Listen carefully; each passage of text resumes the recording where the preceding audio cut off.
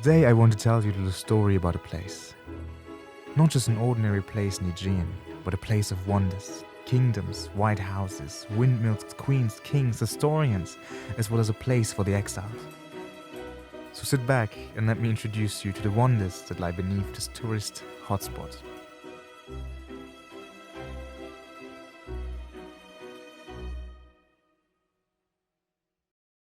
Modern-day Bodrum, or Halicarnassus as it was known for the most time of its history, is a peninsula, part of Turkey, and is located in the Aegean, right at the border to Greece.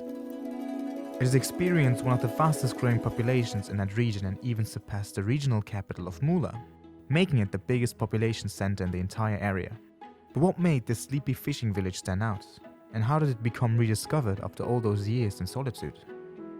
The known story of Bodrum is said to begin at around 1200 BCE, in which Mycenaean Greeks document slaves coming from a place called Zytheria, according to the historian Strabon, the old Mycenaean name for the settlement, which was located on a little island which now covers the parts of the castle of Bodrum.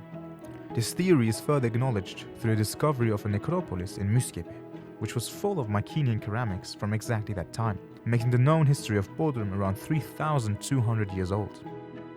While Zytheria became Halicarnassus, Halicarnassus became Bodrum. But what was that place really like? Halicarnassus was one of the most important cities and eventually the capital of Caria. The ruling of Caria, and especially Halicarnassus during its most impactful years from around 500 BCE to 300 BCE, remained a special case, as it stayed a monarchy during a time in which most Greek city-states in that area were governing themselves democratically.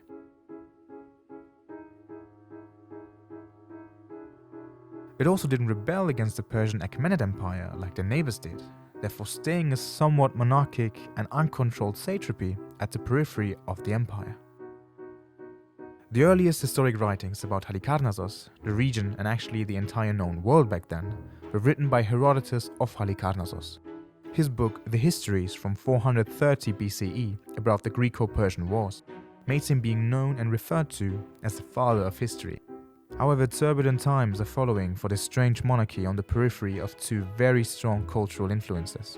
Halicarnassus, for example, sided with the Persians during the Greco-Persian Wars, and Artemisia I made herself a name as a fearless and strong naval commander fighting alongside Xerxes I.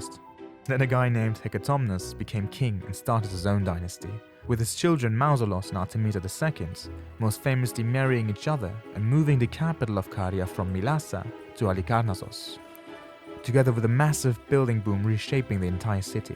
The amphitheater from that time, for example, was able to host about 13,000 people and is still used for concerts today, 2,400 years later. They ruled together for 24 years, and after the death of Mausolos, the now Queen Artemisia, in grief, ordered the construction of a massive tomb for him. A tomb so magnificent it left the world wondering. Artemisia as well died before the completion, but the tomb found its place in world history as one of the 7 world wonders of the ancient world. And actually the reason why we sometimes still refer to big overground tombs as, well, mausoleums. Halicarnassus remained a strong center for the construction of boats for transportation and war, with the modern gulets still having a lot in common with the boats described by Homer all this time ago.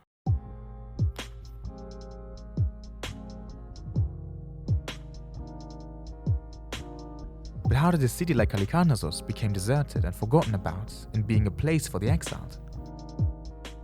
When Alexander the Great entered Caria on his wars against the Persian Empire, he met Ada, the sister of Artemisia II, who was now in charge. Unable to resist such a powerful force, she surrendered to him.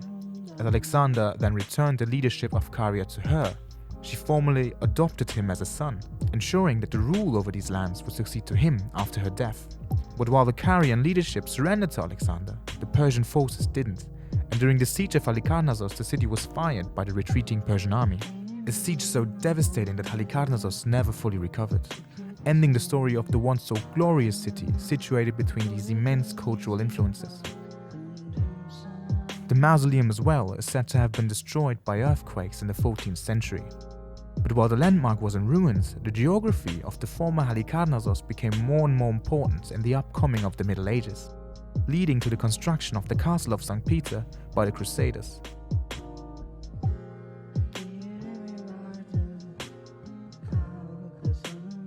Built by the Knights Hospitaller, or also known as the Knights of Rhodes, which also actually is the basis from which the name of Bodrum is coming from, in detail by the medieval name of Petronium, which the Knights of Rhodes called the city.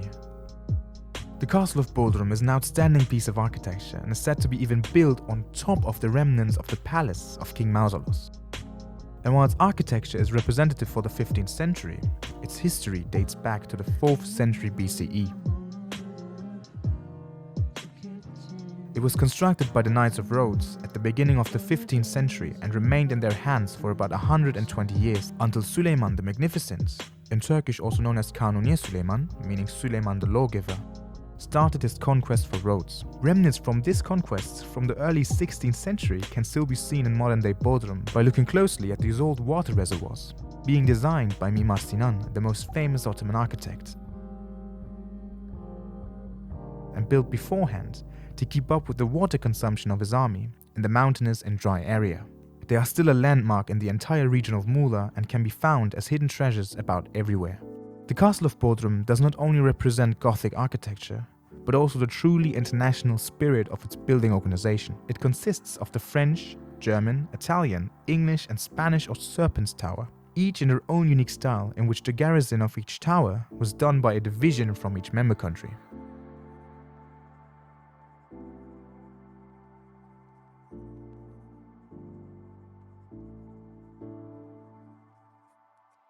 The chapel inside, for example, was later added by the Spanish Knights of Malta and then converted into a mosque later on.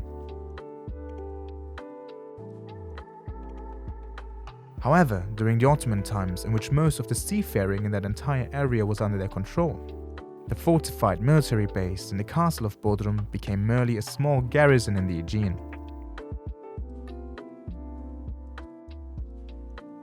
This was also partly due to Turk, a naval commander, admiral and corsair from Bodrum, under whose control the Ottoman seafaring influence exceeded across North Africa. He was described as the most dangerous of all the corsairs and became the appointed leader of Algiers, Djerba and the Pasha of Tripoli. Today his birthplace is renamed after him and his name still holds a lot of respect in modern-day Turkey. In 1895 the castle was transformed into a prison and finally being evacuated during World War I, in which a French battleship bombed the castle in 1915. Bodrum then was invaded by Italian forces which used the castle as their headquarters. Its troublesome history ended in 1921 when Bodrum became part of the newly founded Republic of Turkey, following the Turkish War of Independence. The last conversion into a military base was during World War II, but it was quickly evacuated once again after the war had ended, in which the young Republic remained neutral.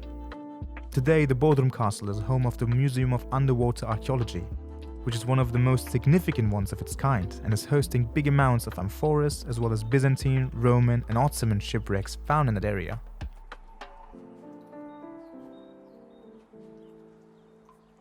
Bodrum became a sleepy fishing village and sponge diving place and remained an isolated little treasure hidden between the mountains and the sea. So hidden that it even was a place of exile, in which most famously Cevat Şakir Kabaağaçlı was sent to because of his work as a journalist. Sizi idama mahkum edecekler. Ama ne var ki asılmayacaksınız.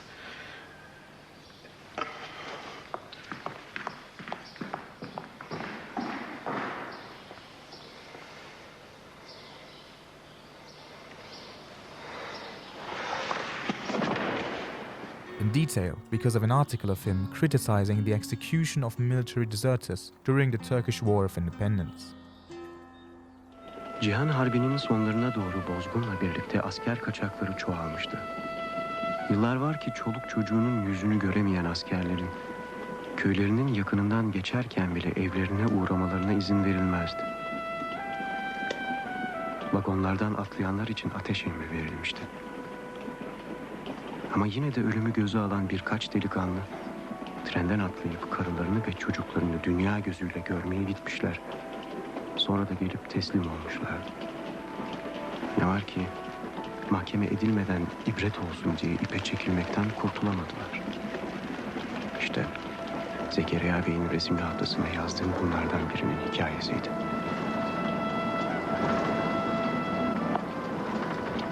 After which the military tribunal of Istanbul sentenced him to his fate of exile, What they didn't expect was that the writer, and eventually ethnologue, fell in love with his fate of exile and even earned himself the title of the Fisherman of Halicarnassus. In the end, it was his curiosity, writings and researches about the unknown stories of the Aegean and Anatolia in general, which he and his friends did by simply traveling around the untouched bays on the Aegean Gullet and meeting with villages and cultures all around the area. They started this new chapter for Bodrum. Bodrum balıkçısı desen, orası cennet gibi güzel bir yer. Gidip de Bodrum'da balık mı avlanır? Bodrum'un eski adı Halicarnassus. O da Yunanca filan değil. Anadolu'nun unutulmuş bir diline ait o isim. More and more of intellectuals started seeking a summer refugium in that little untouched paradise, far away also from the political struggles and censorship. Cevat Şakir, the fisherman of Halicarnassus, became not only the author of short stories and essays. His travel stories also became the start of the Mavi turlar, the blue voyages in which adventure and sun-seeking tourists explore the hidden treasures and bays on the Bodrum Gullets. More and more people started coming to Bodrum for their vacation, and while the area of Antalya opened up to international tourists, Bodrum on the other side became more and more the place where the Turkish upper class went to for their holidays or eventually moved after their work in the big city had ended. Bu duvarın öte tarafında İstanbul'un rutin hayatı var. O paldır küldür yıkılan duvarın bu tarafında ise güneş ve hürriyet var. In the end, Zeki Müren, the first ever gold-certified artist and being labeled the Elvis of Turkey, sang and told the entire country about his love of Bodrum, and was the final building block on Bodrum's way to reach national and international wide status as a not-so-hidden paradise.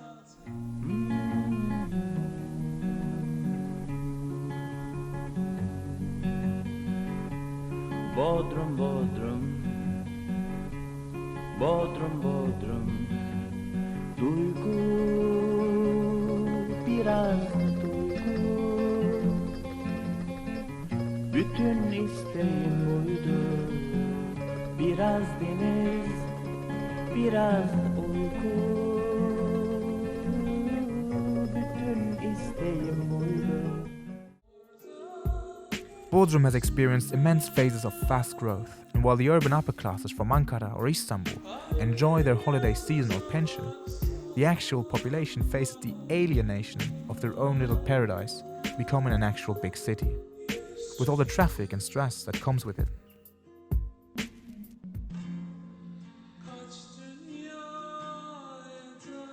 Over-tourism and overpopulation packed together in a small space, even leading to water shortages in the summers that are becoming hotter and drier, with investigations assuming that the fires like in 2021 will most likely keep occurring or even occur more strongly. It's the question of what Bodrum actually is, and who is it supposed to be for. Zytheria, Halicarnassus or Bodrum, no matter how you call it, this place remains a special place, going through phases of building booms and destruction, solitude and overexposure. But while the current struggles remain a question to be answered, only time will tell its fate. I do hope though that you saw more of Bodrum than only a tourist attraction, and got a glimpse of all that lies beneath. Ciao.